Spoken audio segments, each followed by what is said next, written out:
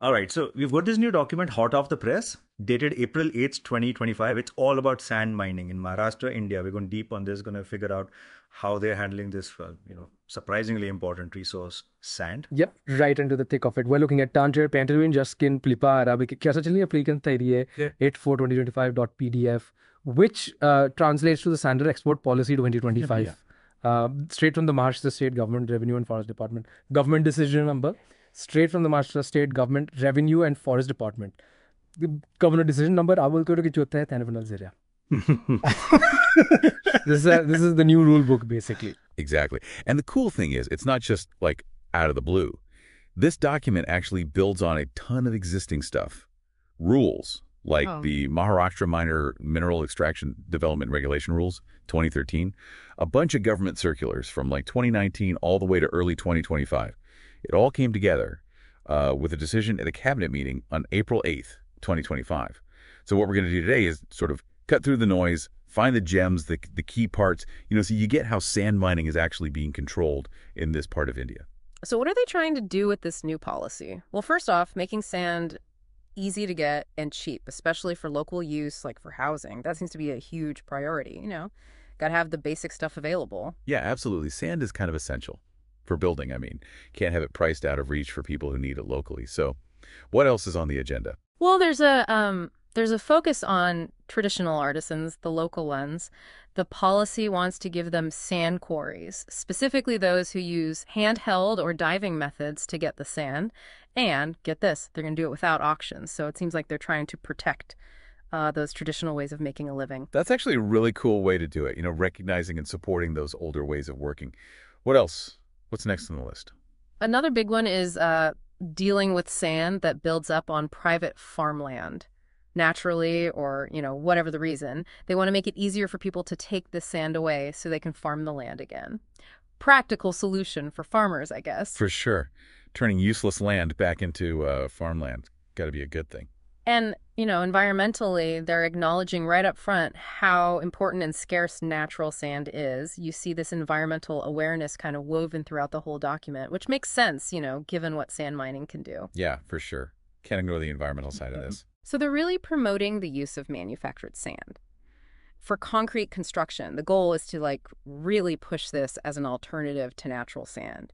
Save those resources. Big move, right? Yeah. It's not just, hey, think about manufactured sand. It's like, let's make it happen. Seems like they're serious about conservation. Now, when it comes to natural sand from places that are already environmentally cleared, like creeks and riverbeds, they're going with auctions. So 2 approaches, depending on the source. Auctions for some, different route for others. Interesting how they're separating that out. Okay. And what's the last big objective? Last one, they're looking at using sand that's basically a byproduct from large mines, the overburden they dig up. Turns out that can be used too. Again, less pressure on riverbed sand. Thinking outside the box, I guess. So even the stuff that's usually just waste, they're trying to make use of it. Pretty smart. And a really key point, kind of the foundation of the whole thing. They clearly state that giving out permits for sand extraction isn't primarily about making money. It's about making sure there's enough sand conveniently available for development, for individuals, all while managing the silt in riverbeds. Balance, right? Development, people's needs, environment. So not just cashing in, but making sure it's there when people need it. And keeping the rivers healthy. That's an interesting way to look at it. And this isn't like brand new thinking either. This 2025 policy, it's built on what they've learned. They talk about the problems with the old depot system, issues with auctions. They even looked at a report from a committee headed by the divisional commissioner in Nashik. So, they're learning from what worked and what didn't. Learning and adjusting. Makes sense.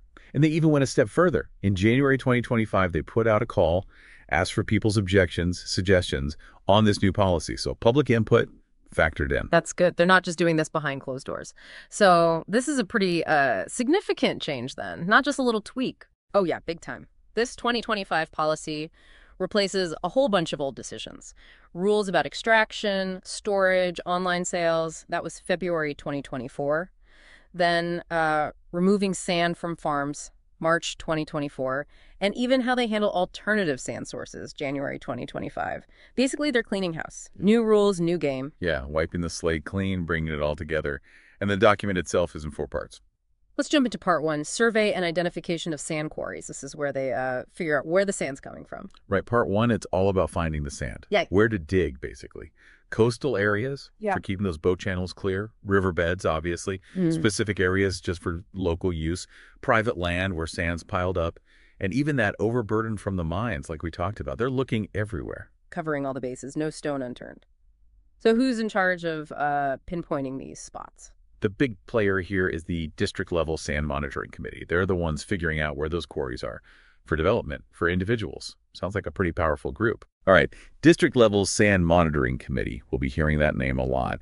Now, coastal areas, those have their own set of rules, right? Yeah, you're right. Coastal regulation zones, CRZ, they say no sand mining generally. Unless, of course, it's for clearing those waterways. Got to keep things moving. But even then, got to get permission from the Maharashtra Coastal Zone Management Authority, the MCZMA. No dredging without the MCZMA's blessing, even for keeping things clear. And the Maharashtra Maritime Board, every year, by May, they have to figure out where those sand quarries are in the coastal areas, based on the survey data they've got. I got to keep track of them. That's sense. Got to know where the sand is to, manage those waterways properly. What if they need to use, like, heavy machinery, dredgers in the CRZ? Big machines, CRZ. Got to get environmental clearance from the Maharashtra Coastal Zone Management Authority. No way around it. And to get that, you go through the Chief Executive Officer of the Maharashtra Maritime Board. Very specific process. Clear chain of command there. And the Maritime Board seems to be pretty involved in all this coastal stuff. They even have these things called reserved areas for sand earth extraction by mechanical means, specifically in the waterways. The collector can set these up, but they need the okay from the district-level sand control committee and the CEO of the Maritime Board. Lots of checks and balances. No one making decisions on their own. Yeah. I like that. Now, for actually getting the sand out of these CRZ creeks and moving it around, are there, like, rules for how they do that? Yep. Got to follow the dredging guidelines for major ports, 2021. Central government, Ministry of Ports, Shipping and Waterways, they set those rules. How to take it out, how to move it. Plus, they got to do geophysical and geotechnical investigations. They're not just digging blindly. Science-based approach. Good to see that. Yeah. And I'm assuming there's some kind of fee involved if you're allowed to take sand from these coastal areas? Of course. Auction winners, they got to pay fees to the Maharashtra Maritime Board. You know, you got to pay to play. Right. Got to be some costs involved. And given how sensitive these coastal areas are, I'm guessing they need to have environmental consultants on board. You got it. Got to have accredited environment consultants as per the Environmental Protection Act 2006. And the interesting thing is, the funding proposals for getting that environmental clearance, that comes from the CEO of the Maharashtra Maritime Board. Goes to the collector through the District Mineral Foundation. So the Maritime Board kind of kicks off the funding, and it goes through the District Mineral Foundation. Interesting how that's set up. Now, who's the main overseer of the actual sand extraction in these coastal quarries? The collectors, they're the ones in charge. They manage, supervise the whole thing. But only after the Maharashtra Maritime Board has figured out where it is, how much sand's there, how much needs to come out to clear the waterway, and what routes to use for transportation. It's a coordinated effort. Maritime Board finds the spots, collector oversees the actual work. And when they take the sand from these creek quarries, what's the process? Auctions. Got to follow the procedures in Part 4 of the policy. So to really understand how the coastal sand game works, we'll have to dive into that part later. All right, Part 4, noted. Now let's shift gears. Riverbed quarries, how do they find those? Riverbed quarries, it's a bit more multi-layered. The Toluca Level Technical Committee, they do a survey, submit a report. Then the Toluca Level Sand Monitoring Committee, they also get involved. But the final call, that goes to the District Level Sand Monitoring Committee. You know, those guys, they're the big decision makers. So it's not just, hey, there's sand, let's dig.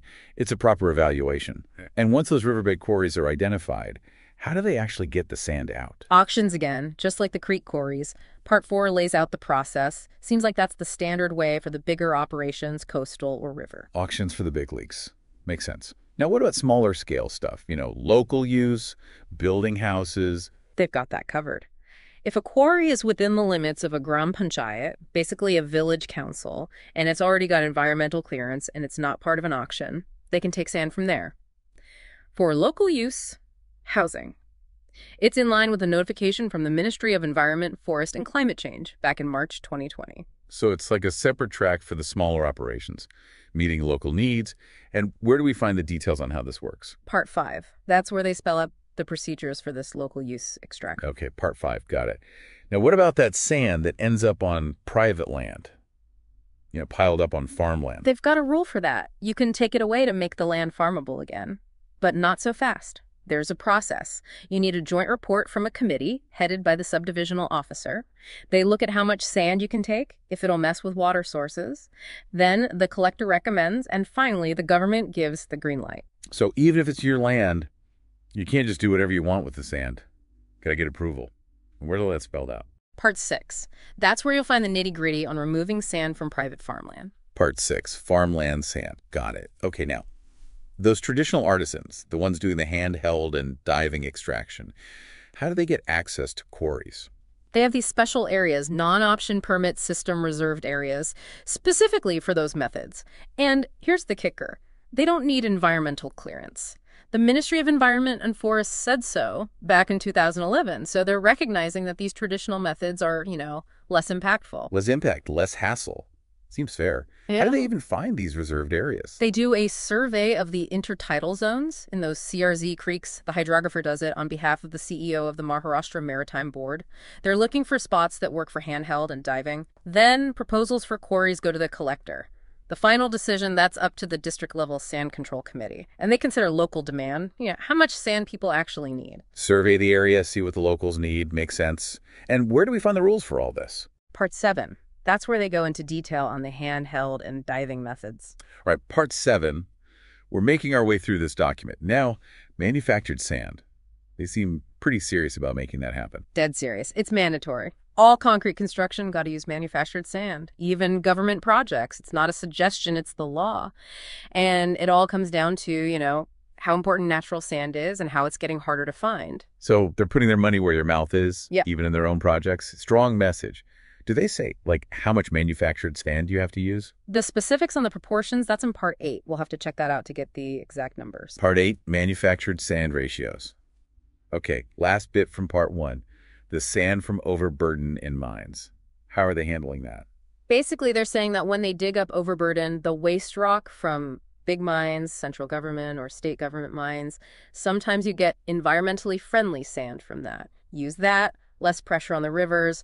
The government will set the prices, make it available for development, for people to use. Turning trash into treasure, or at least into useful sand. Exactly. And it solves another problem. What to do with all that overburden? Getting rid of it can be expensive, bad for the environment, but if you can use it for roads, foundations, pathways, well, you get more sand and the government gets some money. Win-win. Double benefit. Smart move. And Part 9 is where we find the details on this overburdened sand. Part 9 is all about the procedures for disposing of sand and other minor minerals that come from the overburden, from those big mines. Okay, Part 9, overburden. So Part 1, it's like the foundation, where the sand's coming from, who's finding it. Now, Part 2, committees. Sounds like there's a whole system in place. Yep, a whole hierarchy. Part 2 sets up these committees, multiple levels for surveying, identifying the quarries. Starts at the Toluca level with a technical subcommittee. They go out, actually inspect potential riverbed quarry sites. Boots on the ground. So who's on this Toluca level technical subcommittee? Who are these folks? The head honcho is the Tahsildar. Then you've got the block development officer, deputy engineer from the Water Resources Department, junior geologist from the Geology and Mining Director, and also from the Groundwater Surveys and Development Agency. Then there's a Forest Department rep, and finally, the Naib Tahsildar, they're the member secretary. A real mix of technical folks and administrators. Seems like a well-rounded group. Good mix of expertise. What are they actually allowed to do? What's their job? Well, they have some very specific powers. First off, they can't recommend quarries in water-stressed areas. If taking out sand would harm the environment or drinking water, that's a big no-no. Smart. Got to protect those water resources, especially in a place like India where water can be, scarce. What else are they doing? They recommend suitable quarries to the Toluca level sand monitoring committee. And when they make these recommendations, they got to think about rainfall, the geography, the environment, and how fast the sand naturally replenishes itself. It's all about making sure this whole thing is sustainable long-term. Thinking ahead, not just about today, but tomorrow as well. And get this, starting next year, all the rivers in the district got to be surveyed by MRSAC, Nagpur, Maharashtra Remote Sensing Application Center. They'll use that data to decide which quarries to use, funded by the District Mineral Foundation.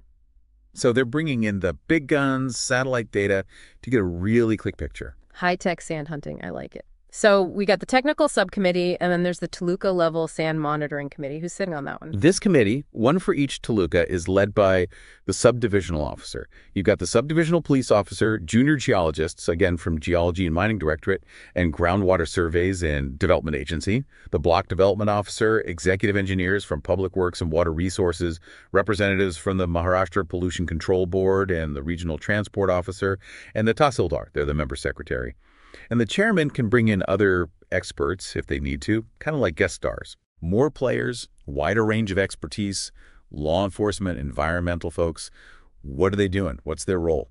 They've got a bunch of responsibilities. They got to meet at least once every 2 months.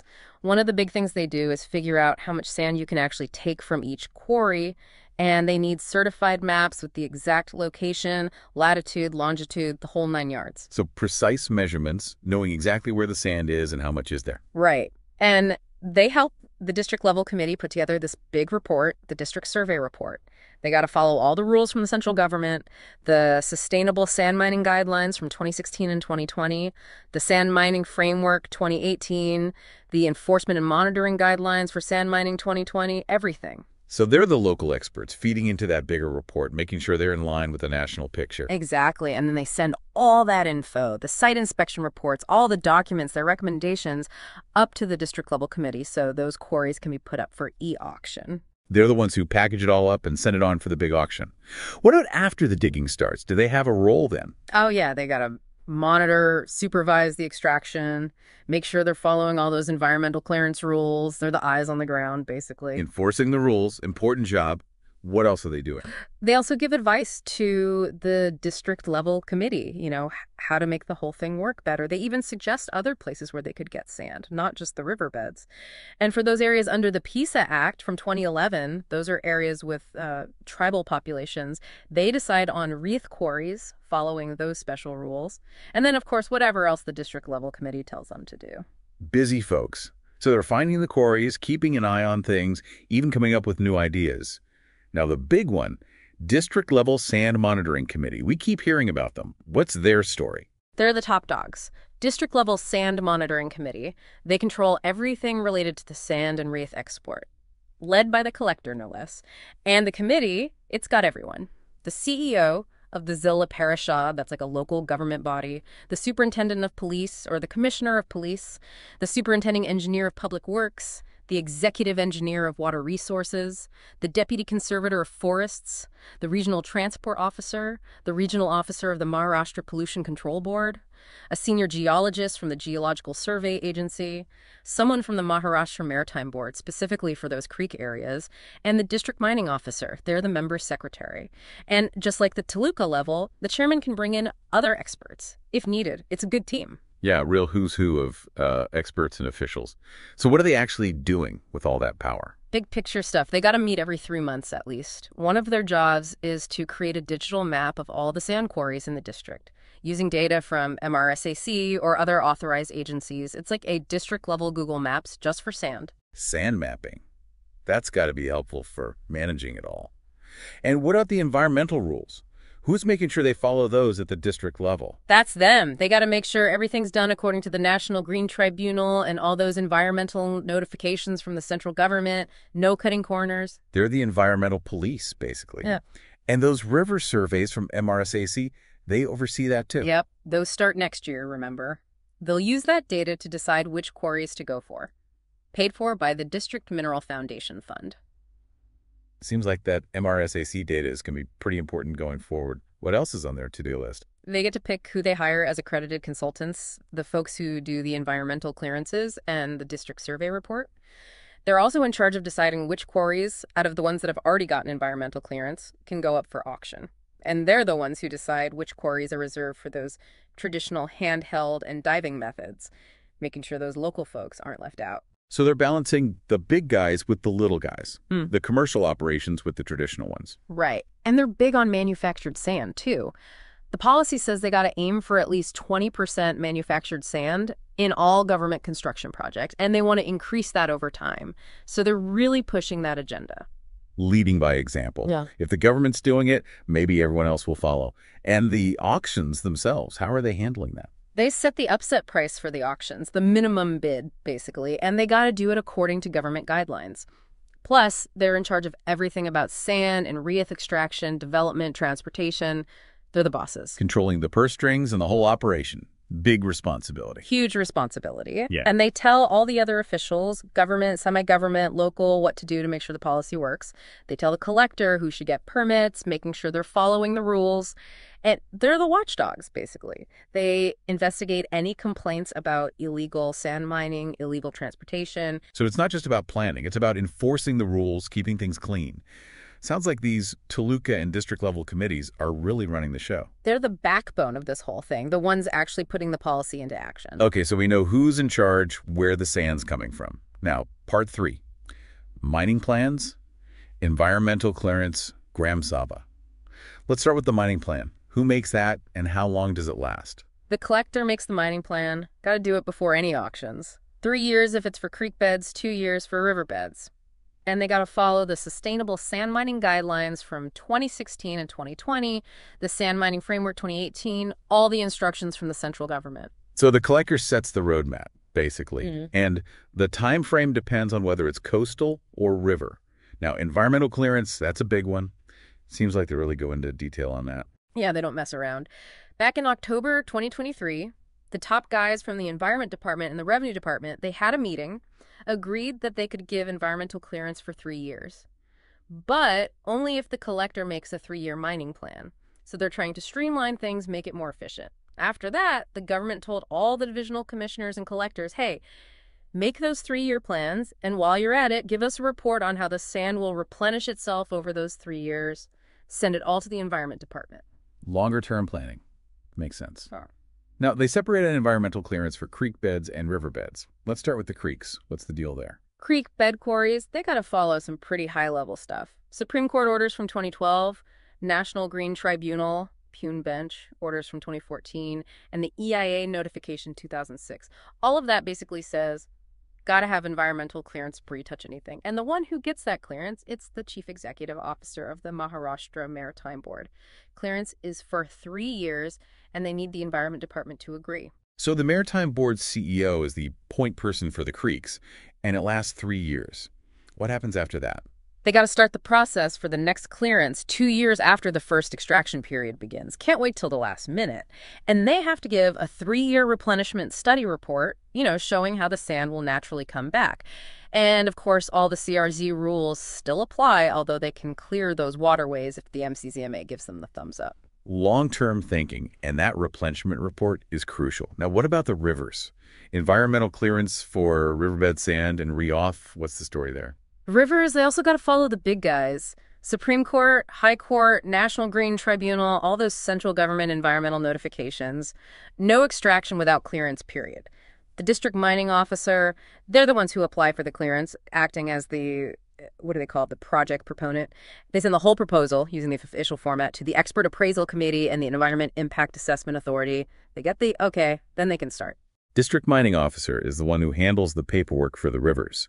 And how long does the clearance last for riverbeds? Up to 2 years. Collector handles it, but they need the Environment Department to sign off on it. And just like the creeks, they got to start the renewal process a year before the first clearance expires. How long they can actually extract and how big the quarry can be, that depends on the central government and how much sand is there.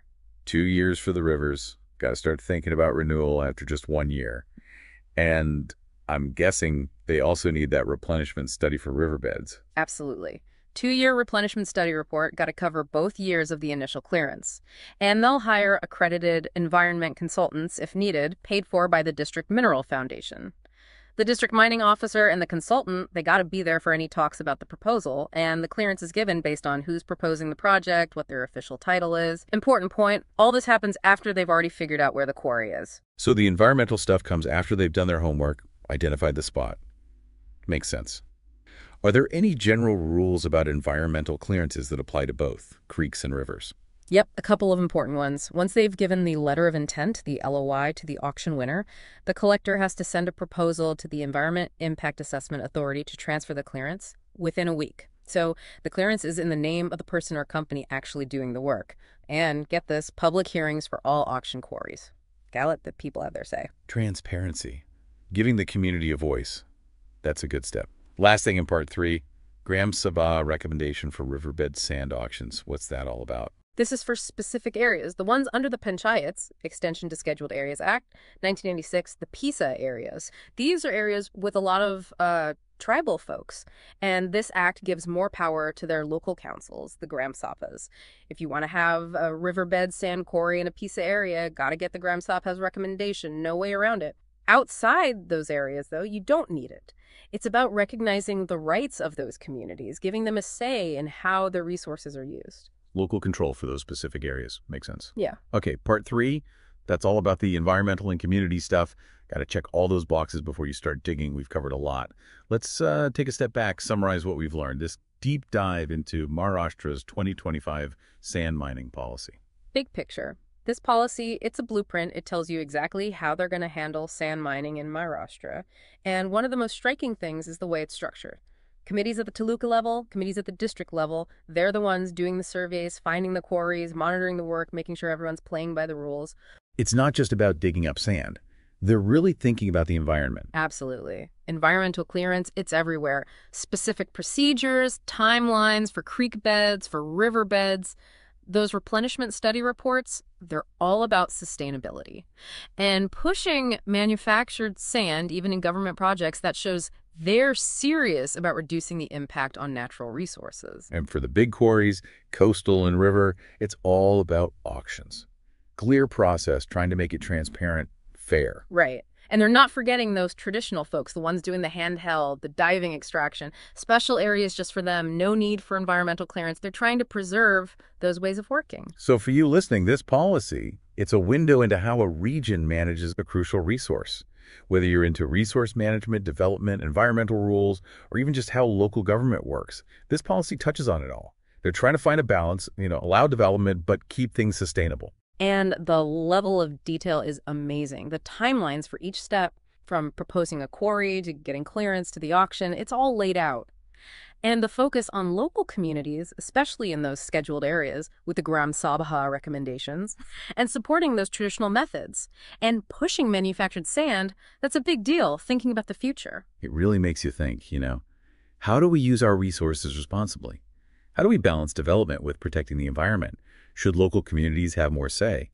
And with sand becoming more scarce globally, what's going to happen to construction? Big questions, all stemming from this one policy.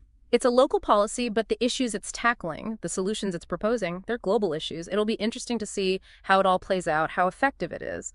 Maybe even compare it to what other places are doing. That's for another deep dive, though.